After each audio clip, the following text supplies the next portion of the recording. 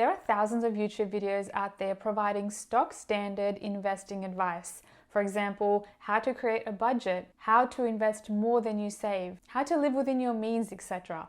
But there are limited videos on explaining what you have to actually do and how to get there. That is why in this video, I want to explain to you some actionable, realistic advice that you can take that will help make the world of difference when it comes to your investing and money journey. So here are 5 finance actions that you can take today to help you get started. If you'd like to hear the general finance tips that I've got, I'll also be sure to include that video down below in the description box for you to check out. 1. Ignore what your friends are doing. A lot of us may look at our friends and think if they're not looking into the investing world, if they're not saving their money and making these decisions about their future and their wealth, then maybe I shouldn't be doing the same. Additionally, we may look at our friends and we may think that if they're buying luxury items or designer items, then perhaps I want to do the same as well. And sometimes jealousy can be the thief of joy and put you in a lot of financial stress and pressure. Everyone develops financial awareness at a different age, so if you feel like you're ready, then definitely go for it. It's always good to be ahead of the curve. However, it's very rare that friends are open or willing to discuss their finances, so I would probably leave this out, especially if you are younger. Instead, you should just stick to your lane, block out the noise, and go for what you want. Ignore what your friends are doing and work hard in silence and let success make the noise is a quote that I personally live by, and I think it just makes so much sense. Because if someone around you isn't doing what you think they should be doing, then perhaps it might also be a good time to reflect on your friendship groups as well as to whether they are providing you with value on multiple levels of your friendship.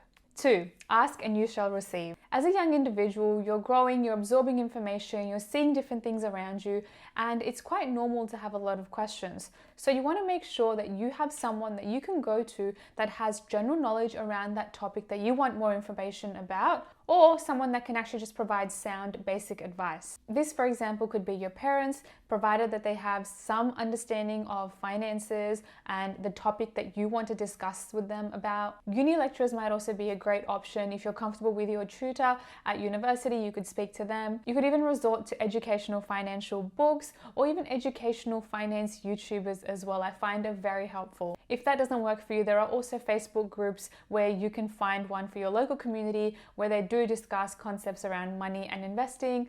If not, then you can always attend networking groups. Now, let's say you want to speak to your parents about buying an investment property.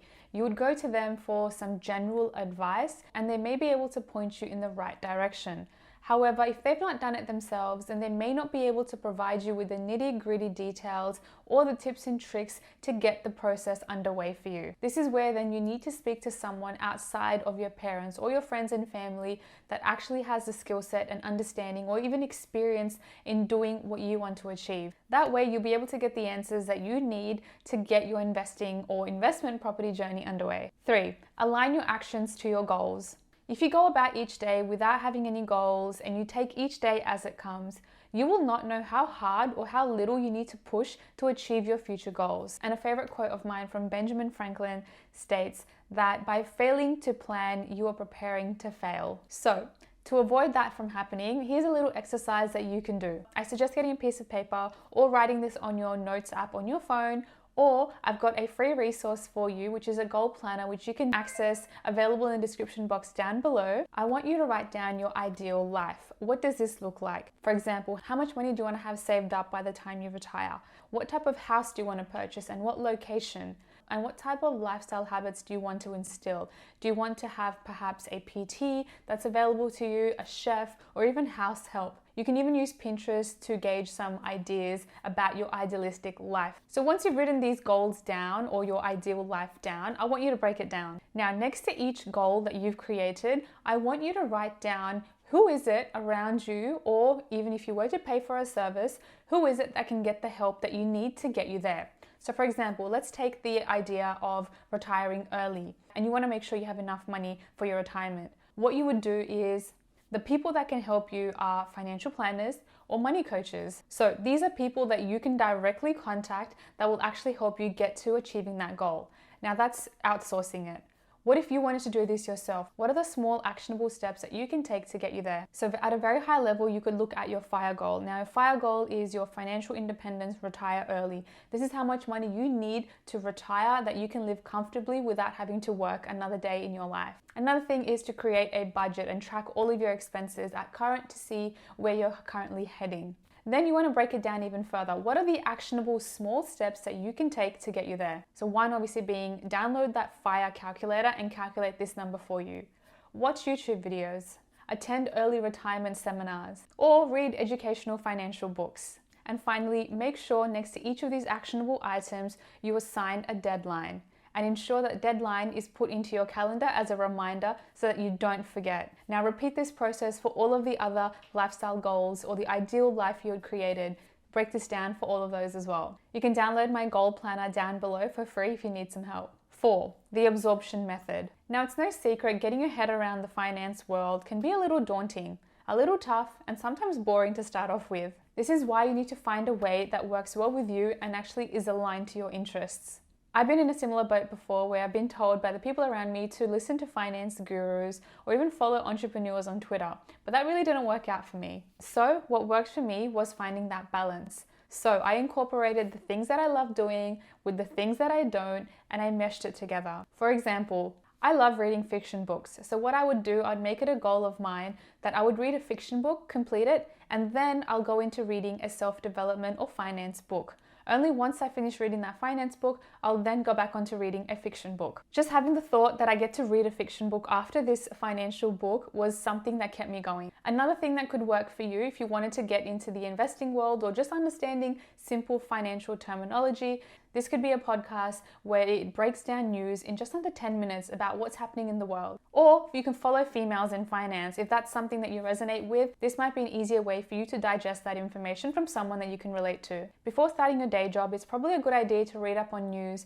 that significantly impact your organization or your field of work so that you know what's happening around the world and how it impacts you and your daily work. Start small. Once you pinpoint areas that interest you, then you can hone in on those interests and build upon them. Everyone around me told me to invest my money into stocks and ETFs.